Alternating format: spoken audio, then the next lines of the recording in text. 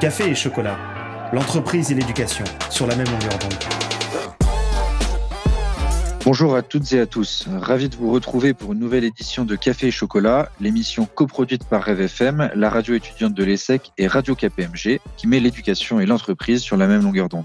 Au micro, Guillaume Cheval, vice-président de Rêve FM. En janvier, dans la perspective des Jeux Paris 2024, nous avions reçu au micro de cette émission Marie-Amélie Le Fur, présidente du comité paralympique et sportif française, et Virginie Sainte-Rose de Décathlon pour nous parler de la façon dont monde sportif et entreprises font avancer les jeux d'inclusion. Une émission très inspirante que vous pouvez écouter ou réécouter dans l'application Radio KPMG.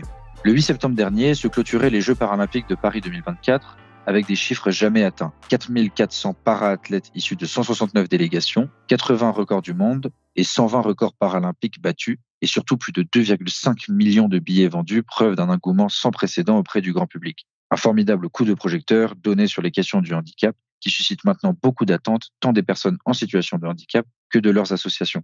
Aujourd'hui, nous voulons comprendre si l'effet Jeux paralympiques, dans la question de l'inclusion des personnes handicapées au quotidien, va perdurer. Quels défis les entreprises doivent-elles relever pour favoriser l'inclusion des personnes en situation de handicap? Quelles sont les principales barrières, visibles ou invisibles, qui entravent l'accès des personnes handicapées à l'emploi et à la progression de carrière? Quelles stratégies et initiatives peuvent être mises en place et quelles bonnes pratiques existent déjà? C'est pour répondre à toutes ces questions que nous avons le plaisir d'accueillir aujourd'hui deux invités, Servan Chauvel, délégué général de l'association Arpège, et Caroline Desrouville, Group Corporate Social Responsibility Manager au sein du groupe financier Odo BHF. Après cette interview croisée, nous vous proposerons notre habituel coup de cœur de l'émission, dédié aujourd'hui à La Liberté à tout prix, pièce de théâtre écrite par Joseph Kessel et jouée actuellement au Théâtre Rive Gauche. Je vous laisse tout de suite avec nos deux invités et Achille Kandal et vous souhaite à toutes et tous une très bonne émission. L'interview.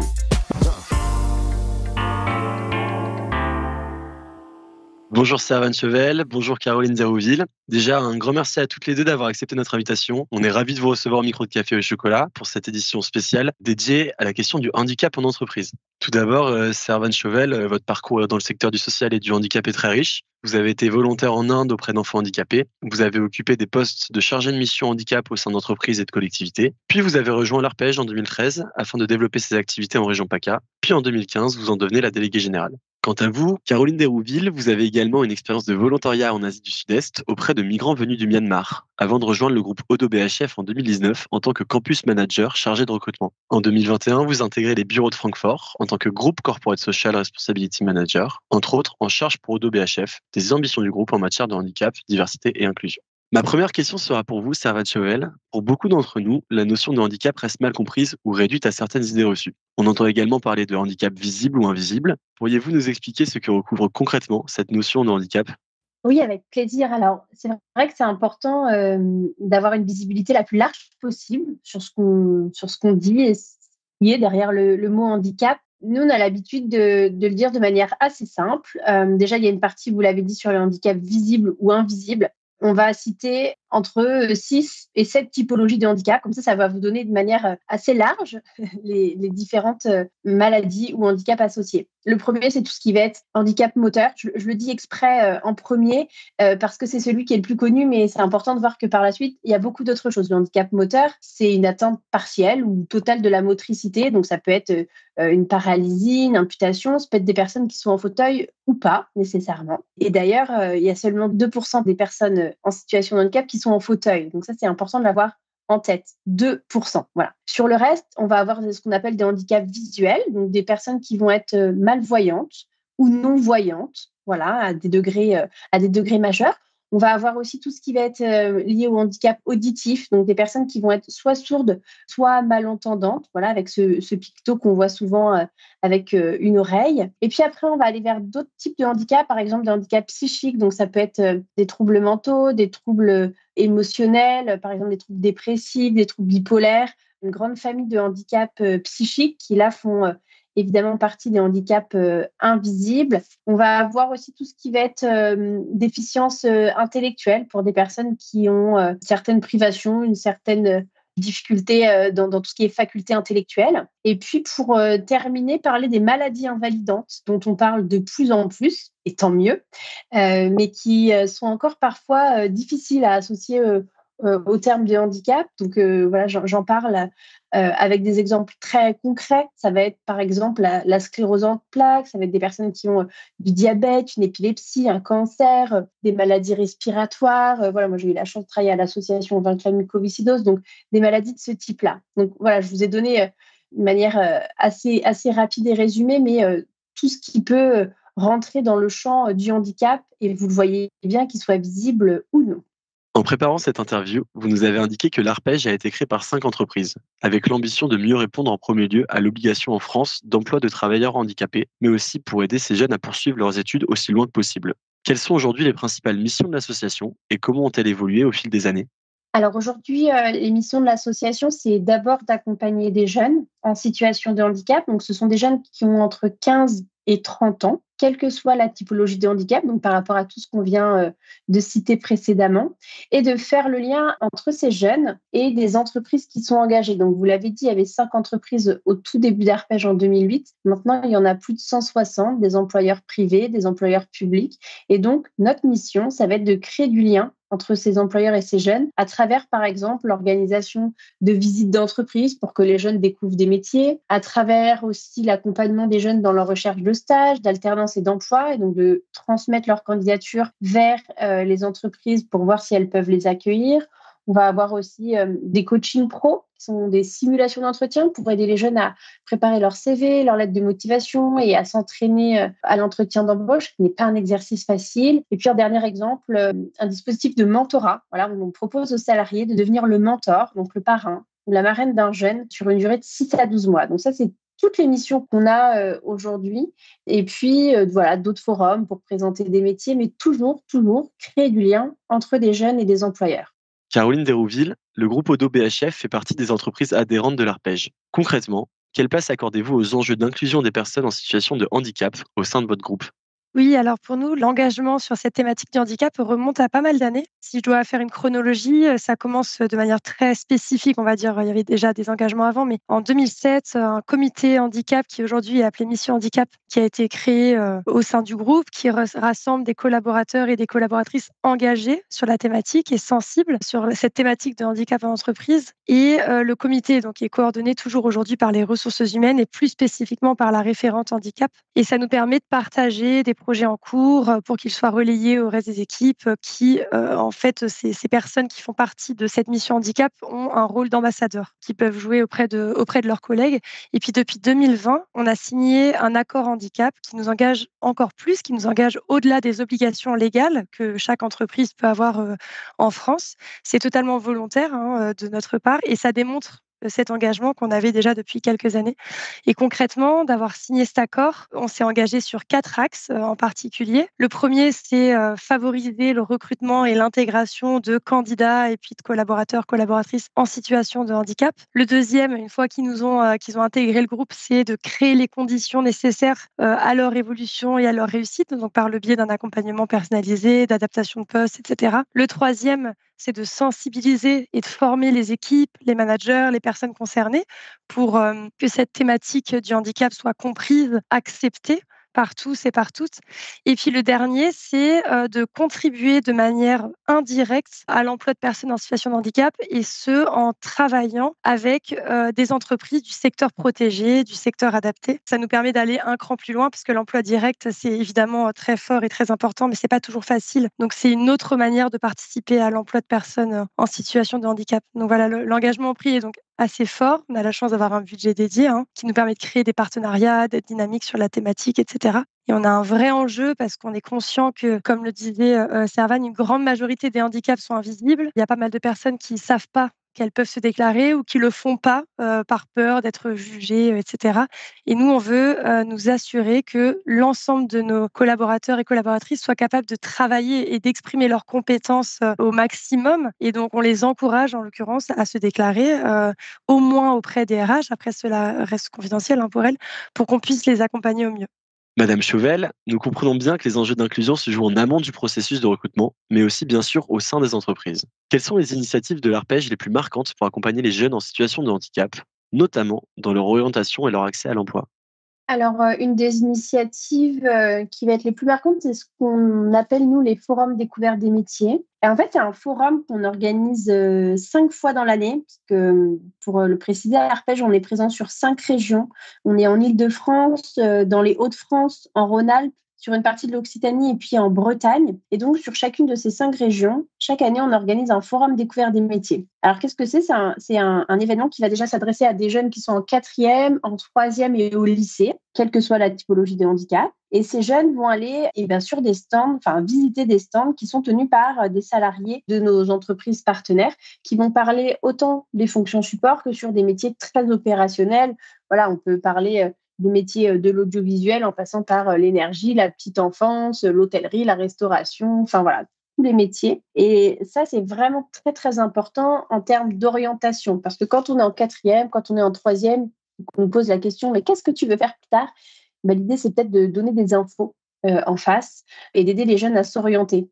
Et quelque chose de très important, c'est surtout d'éviter le décrochage scolaire, parce que des jeunes qui n'auront pas d'idées, ce sont des jeunes qui arrêteront l'école et n'iront pas plus loin dans leurs études alors qu'ils auraient pu. Mais voilà, faute d'orientation ou d'idées. Donc, ce forum-là, c'est une initiative très marquante. Et puis, je vous parlais tout à l'heure rapidement aussi de visites d'entreprise.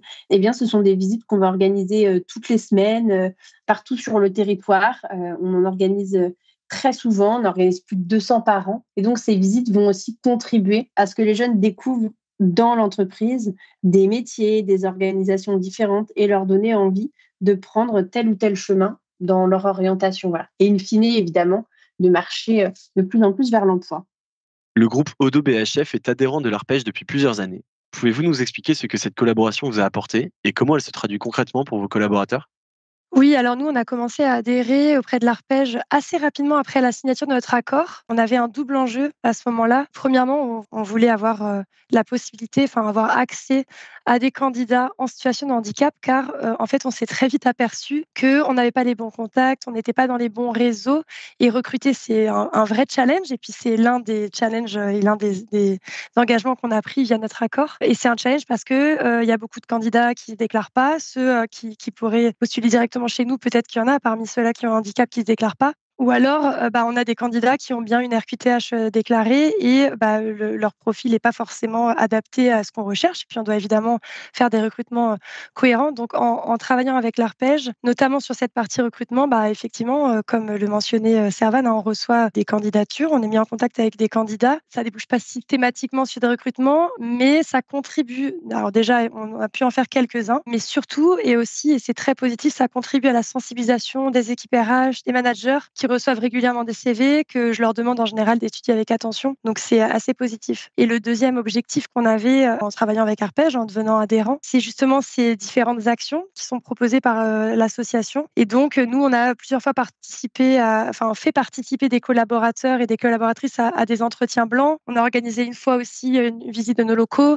On a plusieurs fois participé à des forums métiers avec des collaborateurs qui représentaient leur métier. Et donc, ça nous permet à nous d'impliquer directement nos équipes sur cette thématique de manière indirecte par rapport à ce premier objectif d'emploi. Et c'est toujours des expériences jusqu'à présent, en tout cas, qui ont été hyper appréciées. Ça prend du temps pour les équipes de rencontrer des candidats alors qu'il n'y a pas d'enjeu de recrutement tout de suite derrière si c'est un entretien blanc ou de se rendre à un forum. Mais on reçoit toujours des commentaires positifs pour des personnes qui sont vraiment contentes de contribuer. Madame Chauvel, aujourd'hui, l'Arpège a plus de 160 employeurs adhérents, ce qui fait qu'elle a une force de mobilisation considérable. Mais comment sélectionnez-vous ces entreprises partenaires et comment vous assurez-vous qu'elles respectent les valeurs d'inclusion que vous défendez? Dans notre fonctionnement, on a quelque part la chance de ne pas avoir à les sélectionner ni aller les chercher. En fait, dans notre fonctionnement, déjà, ce sont des entreprises qui viennent à nous, que je rencontre et qui nous disent voilà, qu'elles ont rencontré Arpège par différents canaux, que ce soit sur des événements, sur les réseaux. Ça peut être des personnes aussi qui ont changé d'entreprise et qui arrivent dans une nouvelle entreprise et des fois la politique handicap et veulent nouer un partenariat avec nous. En tout cas, il y a beaucoup de façons de nous connaître. Et les entreprises, du coup, moi, j'ai un échange avec elles pour leur expliquer ce que l'on fait. Leur dire qu'on est ensemble pour accompagner des jeunes, qu'on leur demande aussi de travailler à nos côtés, d'ouvrir leurs portes et comme le disait Caroline aussi, d'étudier des candidatures, de voir comment permettre à des salariés aussi d'offrir un petit peu de leur temps. Donc moi, je leur explique ce que l'on fait Et je vois aussi où elles en sont, elles, dans leur politique handicap. Et ensemble, si elles le souhaitent, on met en place un partenariat. Voilà. Après, ce sont à elles de s'engager à nos côtés. Nous proposent très régulièrement des actions, des événements. On leur suggère des rencontres avec des jeunes. On a la chance de voir très peu d'entreprises partir du partenariat, mais beaucoup nous rejoindre et par elles-mêmes. Voilà, on y tient beaucoup. On ne prospecte pas du tout d'entreprise pour une simple et bonne raison, c'est que le sujet de l'inclusion et du handicap, chacun y arrive à son rythme. Et donc, on considère que c'est quand l'entreprise est prête, quelque part, à nous rejoindre, eh bien, qu'on ouvre les portes et qu'on y va. Voilà. Madame Desrouville, depuis 2007, le groupe Odo BHF a déployé de nombreuses initiatives pour accompagner le handicap au travail. Aujourd'hui, quels résultats ou impacts concrets observez-vous? Et est-ce que vous pouvez nous donner des exemples de réussite au sein de vos équipes? Oui, bien sûr. Alors, notre plus grande réussite, on le dit souvent avec Mélanie, qui est la référente handicap en France et mon binôme sur le sujet, c'est que depuis qu'on a notamment signé cet accord handicap en 2020, il y a beaucoup de choses qui se sont passées. Et notre plus grande réussite, c'est qu'on a vraiment des collaborateurs et des collaboratrices qui sont venus nous voir en nous disant c'est super que vous ayez organisé cet événement. On a l'impression que chez Odo BHF, le handicap, c'est plus un tabou. Alors ça, c'est le meilleur compliment qu'on puisse nous faire, parce que c'est beaucoup de travail derrière tous ces sujets de sensibilisation, de formation. Déjà, ça veut dire que c'était un tabou et que ça en est peut-être plus ou de moins en moins, mais c'en était un. Et donc voilà, on est ravis de se rendre compte que on a une référente handicap qui est maintenant bien identifiée. Notre engagement sur la thématique est vraiment connu et reconnu en interne. Et on a organisé pas mal d'actions de sensibilisation. L'une d'entre elles qui a beaucoup marqué les esprits, c'était, on appelle des lunch and learn, et donc on commençait à les faire en format e-lunch and learn. Et on en a fait on en a organisé un autour de la thématique du handicap en entreprise. Et c'était entre autres pour informer nos équipes de la signature de notre accord handicap. Et on a demandé à certains de nos collègues qui ont une RQTH, qui sont déclarés, de témoigner sur leur parcours au sein du groupe, sur leur handicap, leur RQTH, est-ce que ça leur a apporté de se déclarer, parce que c'était un vrai enjeu pour nous, que des personnes ont commencé à avoir plus de moyens sur ce sujet, donc on voulait qu'ils se déclarent. Et on a eu, premièrement, énormément de personnes qui se sont connectées, beaucoup de questions qui ont été posées lors de l'événement, beaucoup de commentaires et de feedback très positifs à l'issue de l'événement, et beaucoup de personnes qui se sont déclarées dans les quelques semaines, mois qui ont suivi, en disant voilà, j'ai écouté le e-lunch and learn, ça m'a convaincu, donc moi aussi j'ai un handicap invisible, etc. Donc c'était vraiment intéressant. On avait un des collaborateurs en particulier qui a témoigné, qui a expliqué que lui, son handicap, il l'a assumé dès l'entretien. Il en a parlé au moment de son recrutement aux équipes de ressources humaines, et depuis, il a été promu plusieurs fois et aujourd'hui, il occupe un poste à très forte responsabilité. Donc, ça a été vraiment certainement très inspirant pour les collaborateurs. Donc, vraiment un succès qu'on aime bien citer. On en a d'autres, hein, évidemment, parce qu'on a organisé pas mal d'événements de sensibilisation. On a eu la chance de recevoir un joueur de cécifoot avant que le cécifoot ne soit plus connu dans le cadre des Jeux paralympiques. On avait été en contact avec lui lors d'un événement auquel on avait participé au sein d'une école de commerce. On l'a fait venir au sein de nos locaux. Alors là, on était sur un handicap beaucoup plus visible, mais c'était vraiment pour ouvrir la thématique, parler du sujet. On essaye d'axer notre discours le plus possible vers le message qui est on est tous concernés, vous êtes tous concernés, soit parce que vous avez directement un handicap, visible ou invisible, mais aussi parce que vous êtes très probablement, ou peut-être en tout cas, collègue d'une personne qui a un handicap visible, invisible peut-être confidentiel. Et donc pour ça, on appelle à plus de tolérance. Et en fait, avant de pouvoir parler de tolérance, il faut connaître, comprendre et savoir de quoi on parle. Donc on se donne les moyens pour parler de ce sujet de plus en plus. Et voilà, je vous en ai cité quelques-uns, on en a pas mal d'autres, mais on pourrait y passer l'émission. Madame Chauvel, donc Madame Desrouville vient d'évoquer les Jeux paralympiques, comme quoi ça avait suscité un véritable engouement auprès du grand public sur le handicap. Pourtant, l'inclusion des jeunes en situation de handicap reste un défi majeur. Selon vous, est-ce que d'une part, il y a eu un effet Jeux paralympiques qui a vraiment mis la lumière sur le handicap, et aussi quels sont aujourd'hui les principaux défis auxquels l'association fait face dans sa mission d'insertion? Alors oui, je pense qu'il y a un effet Jeux paralympiques. Évidemment, on a quand même constaté qu'il y a eu énormément de Français, que ce soit sur les pistes, dans les stades, à voir les différentes épreuves, à supporter les Français et tout athlète de toute nationalité. Et puis, on en a surtout beaucoup parlé dans les médias. Je pense que l'effet principal, c'est d'avoir permis de mettre en lumière le sujet du handicap. Et moi, quelque chose qui est très important pour moi, c'est d'avoir fait rimer le terme de handicap avec celui de performance. Évidemment, c'était des athlètes ultra performants avec des typologies de handicap très différentes, avec aussi, on parlait du cécifoot, mais avec d'autres épreuves qu'on a découvertes. Et donc, vraiment, cette notion de performance, quand on l'a fait rimer aussi fort et aussi longtemps avec le sujet du handicap, c'est une vraie avancée. Et donc, nous, dans l'association, notre défi, c'est de continuer à faire rimer performance. On parlait tout à l'heure de candidature de jeunes dans leur parcours professionnel. C'est de faire comprendre aux entreprises et à tous citoyens que ce sont des jeunes aussi qui ont toute leur place, qui peuvent être de très, très bons collaborateurs et alliés pour les entreprises demain. Un autre défi, c'est de pouvoir embarquer à nos côtés d'autres partenaires, d'autres entreprises qui n'étaient peut-être pas encore tout à fait avancées sur le sujet et qui peut-être avec l'effet Jeux paralympiques ont envie de travailler un peu plus cet aspect-là, cet aspect inclusion et handicap avec nous et d'accueillir à leur tour des jeunes et d'ouvrir leurs portes. Donc ça, c'est notre défi de continuer sur cette lancée. Madame Dérouville, quant à vous, dans ce cas-là, donc être moteur en matière d'inclusion des personnes en situation de handicap, c'est un engagement qui est très ambitieux. Quels sont les principaux défis que vous rencontrez encore aujourd'hui, notamment concernant la reconnaissance et l'accompagnement du handicap? L'un des défis principaux, c'est toutes ces personnes qui ne se déclarent pas parce qu'elles pensent que ça peut être un frein dans leur parcours de carrière. Elles pensent qu'elles peuvent être jugées par leur pairs. Elles pensent, complètement à tort évidemment, tout ce que j'ai cité avant, et aussi à tort, elles pensent que parce qu'elles se déclarent et qu'elles vont avoir une RQTH, donc sur l'environnement professionnel, elles pourront pas obtenir un prêt avec leur banque, par exemple, alors que c'est des sujets qui sont totalement différents et pas du tout liés. Il y a absolument aucun lien entre la reconnaissance en entreprise par rapport à une carte handicap qu'on peut avoir pour pouvoir se garer, par exemple, sur les parkings. Donc ça, c'est un premier défi. On a encore des peurs, des personnes qui ont beau savoir que visiblement on peut les aider, mais il y a encore une peur qu'il faut qu'on réussisse à dépasser. On a aussi des personnes pour qui le mot handicap peut faire un peu peur. Je pense notamment à toutes les personnes qui ont une maladie invalidante. On a des personnes du coup qui nous disent ça va, c'est un grand mot, hein, le mot handicap pour ce que j'ai, ou alors qui nous disent je veux pas prendre la place de quelqu'un d'autre, ça va, j'ai juste quelques symptômes, je peux m'en sortir. C'est des personnes à qui il faut qu'on explique que il y a pas besoin d'avoir un handicap fort et très visible pour avoir besoin d'être accompagné. Nous, on veut juste pouvoir les mettre dans des conditions qui puissent leur permettre d'exprimer toutes leurs compétences au maximum et d'être performants comme s'ils n'avaient aucun handicap, aucune maladie, aucun symptôme qui pourrait les empêcher d'évoluer.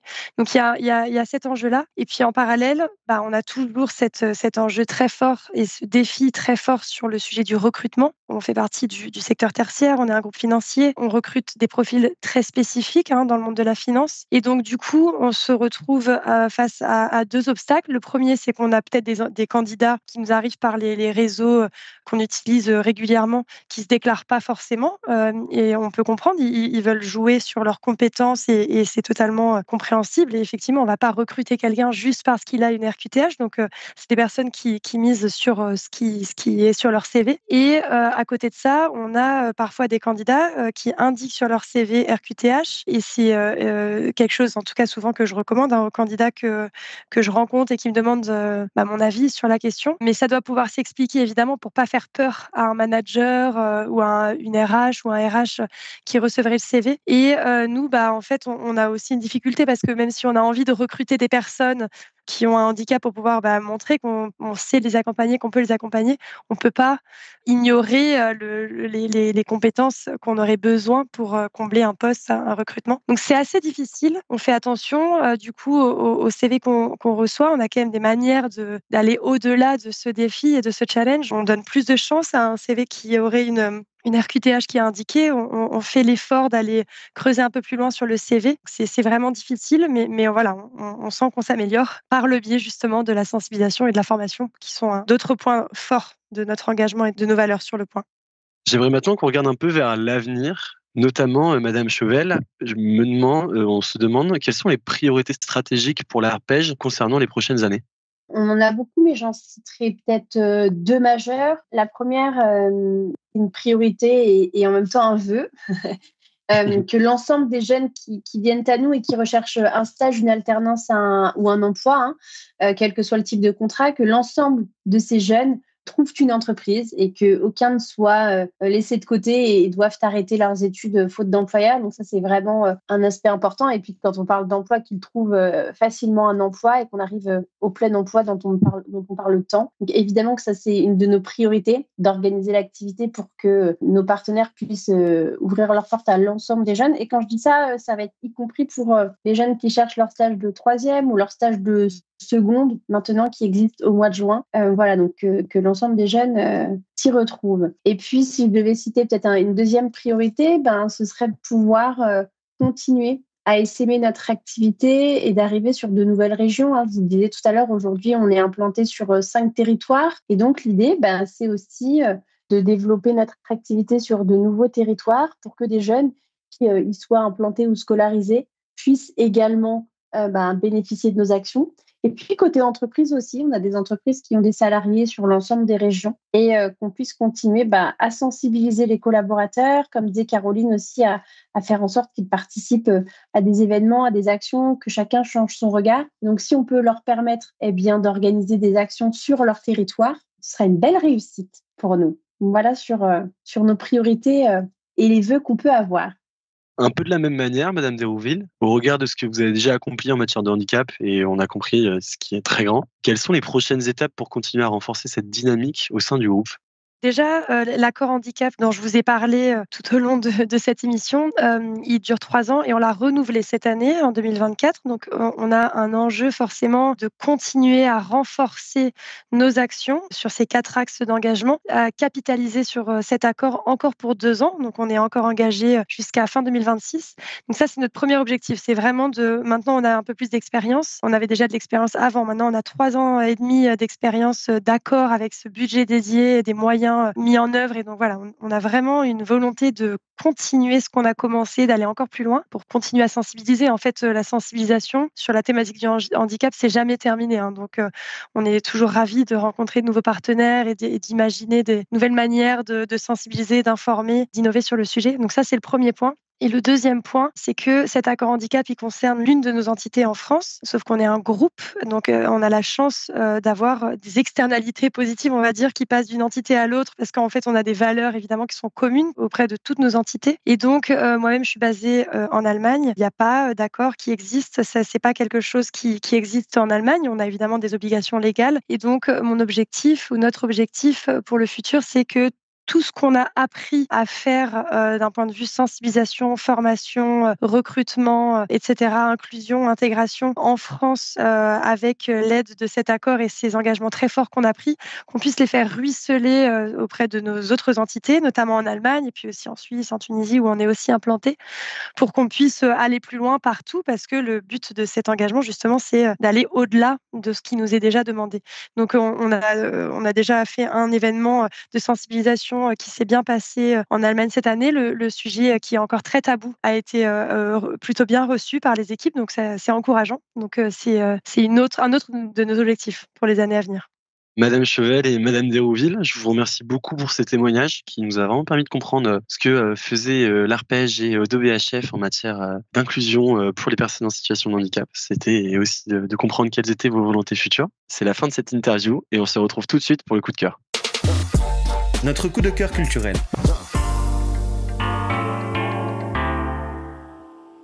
La liberté à tout prix est une pièce de théâtre qui vous plonge au cœur de la vie hors norme de Joseph Kessel. Sans en dévoiler tous les secrets, vous découvrirez un écrivain, aventurier et résistant, un homme au destin exceptionnel, des tranchées de la Première Guerre mondiale jusqu'à sa rencontre avec De Gaulle pendant la Seconde.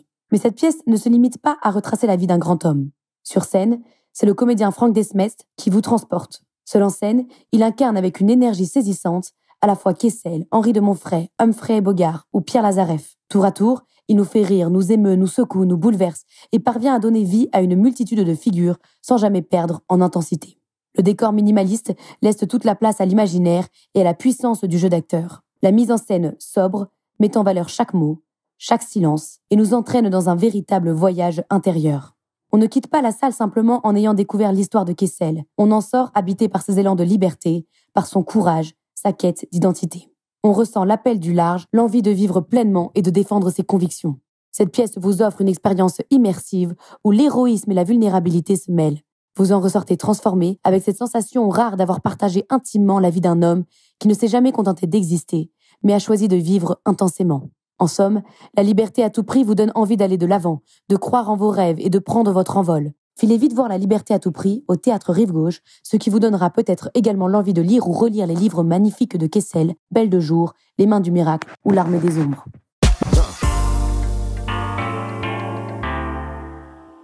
Nous venons de le voir avec nos invités, les enjeux et difficultés autour de l'inclusion des personnes handicapées dans le monde de l'entreprise sont encore nombreux. Pouvoir identifier les situations de handicap et savoir y apporter des réponses appropriées, être capable de recruter des collaborateurs handicapés aux profils variés et savoir les intégrer sont autant de challenges que les entreprises doivent pouvoir relever.